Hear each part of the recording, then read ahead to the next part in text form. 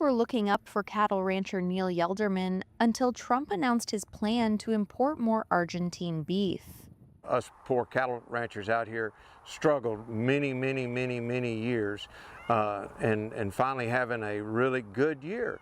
And so the news from Argentina, no, it's not the greatest news in the world.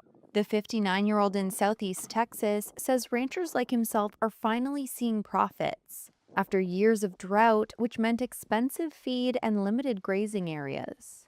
But at grocery stores, Americans are facing record high beef prices, and Trump is planning to quadruple low tariff imports of beef from Argentina in an effort to lower those prices. Me, myself, pretty fortunate. We own our own land. We don't have our cattle mortgaged at the bank, but a lot of my neighbors do.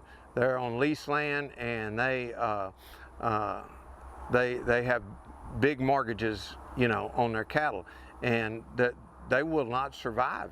Argentine beef represented only 2% of total imports in 2024, according to government data.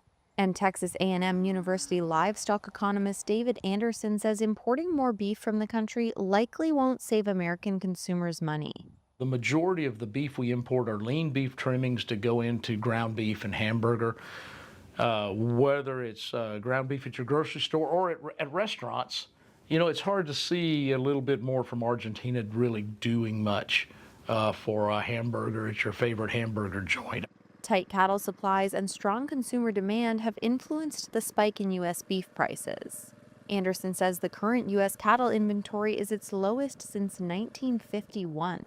And Yelderman warns that more years of financial strain for American ranchers could mean even fewer cattle.